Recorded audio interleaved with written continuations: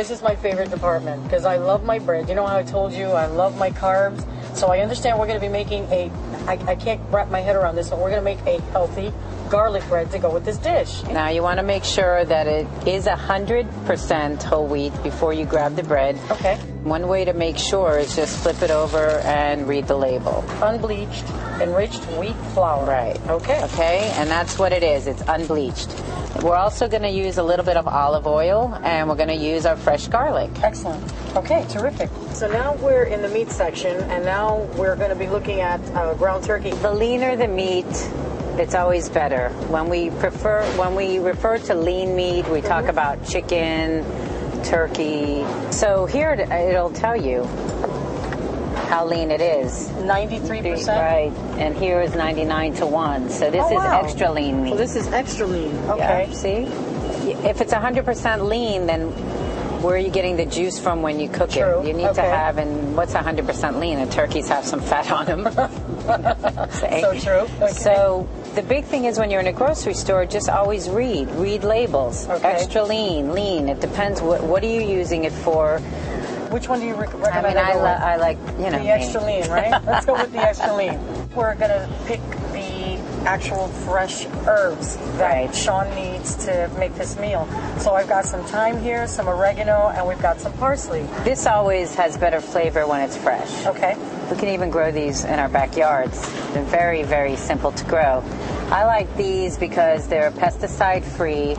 The difference in flavor between this and that little oregano in a bottle is just, you can't compare. Incomparable.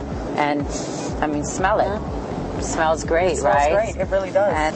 And these are cleaned already. Just have to chop them up and throw them in your tomato sauce. Yeah. Having this, you have to be prepared to use it. Okay. If you're going to have these in your refrigerator, they're not going to last very long. So that's the big difference between the fresh spices and the ones that are in a bottle dried up. Sean was telling us that he needs oil for this dish. So you were telling me about really looking at extra virgin olive oil? Right. The difference between regular olive oil and extra virgin is really the process that it has. So it's done more delicately to preserve the flavor of the olive, but by doing that, guess what else you're saving? What are we saving? Well, all the nutrients that are in there, everything, and olive oil is a great oil. It helps with joint pain, it helps with your digestive enzymes. Overall, it's a really, really healthy product, olives. Wow. But do keep in mind that olive oil is oil, so it's 100% fat. So watch your intake, in other words. Right, but the extra virgin is great because you only need a little dash of it, and you have the flavor. And you have a flavor. And it's healthy. Good for salads, good for great cooking. for salads, great for cooking. Excellent. And then we need to talk about the actual apple cider vinegar. Apple cider. I love apple cider vinegar because it tastes great, it's good on salad, but also scientists now say that 2 teaspoons a day will actually help your digestive enzymes. Also, I wanted to touch upon the extra virgin olive oil because they complement each other really well. Right. This also helps lower your LDL cholesterol levels. Okay. So there are a lot of health benefits to each of these. Before we start talking about the other oils, tell me about the enzymes and why that's beneficial in terms of digestion. What is that? Well, when we eat, our food goes through a process. We have digestive enzymes that help break down salty food, that help break down sweet food, and we only have so much of it, believe it or not. It's not that easy for your body to produce them. Wow, it's amazing. Now talk to me about the other oils you were telling me about in terms of like healthy oils. Well, canola oil is a healthier oil that also helps with LDL cholesterol. Wow. So stick to the olive oil. Yes. And if you were going to use something outside of olive oil, you were suggesting canola oil. Right. Yes. Okay. So great. We'll stick to the canola oil and the olive oil. Right. Gabi, my biggest problem, is salt. We were talking about sea salt. And I always thought that sea salt was a little fishy tasting for some reason. But did you ever taste it? No, I haven't. But I guess I'm going to do it now, that's for sure. So talk to me about sea salt and the regular stuff. Well, this is the only salt I use, and I'll tell you why. Number one, sea salt does not go through a lot of processing. It's basically they take the salt out of the ocean. No, it's not fishy. There's no pieces of fish in here. They do clean it pretty good. Okay. I've never picked out a fish bone between my teeth, you know. Okay, good. So the only thing is, and I haven't really experienced it, but I've gotten used to eating less salt in my life. Remember, we've grown up in this country with salt, sugar, everything. Sea salt is a very good alternative because it's not as processed. That's why people recommend sea salt as a healthier alternative.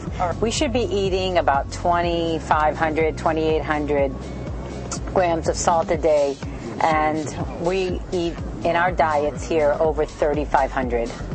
It's way, way above what we should be eating every day.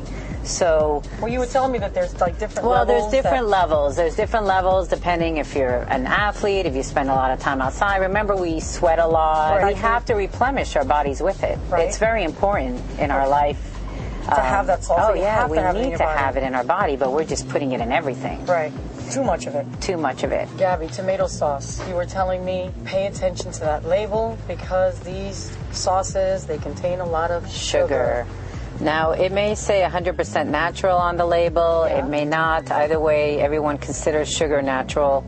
So it wouldn't be something unnatural. You just have to kind of pick up products, get used to reading labels. I like the idea of having it fresh anyway, so it's going to be interesting Well, watching. We're going to mix, I believe the idea is to mix the sauce with the fresh tomato, and they really do complement each other. Great. Okay. And then, of course, lastly, is the pasta.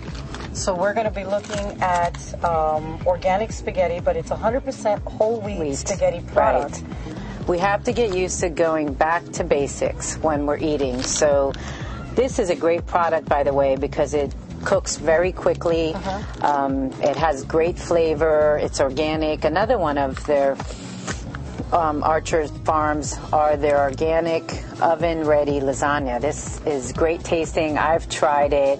Very nutritious, and so it's no easy boiling? To prepare. No boiling. No boiling. You just go ahead and start. You make your sauce. Yep. As soon as that's done, you start laying it out. Yeah, put it in the oven. And the flavor's there. Yeah, you're not it's losing out on the flavor. No, excellent. All right, Gabi. So we've got everything we need for this wonderful menu and this wonderful meal that Sean is going to be preparing for us. So let's get to it. Let's go cook. I'm hungry. All right. We're going to be joining Sean Fralin in my kitchen, and he's going to be teaching me how to make the most delicious pasta dish, and it's all going to be healthy. Join us.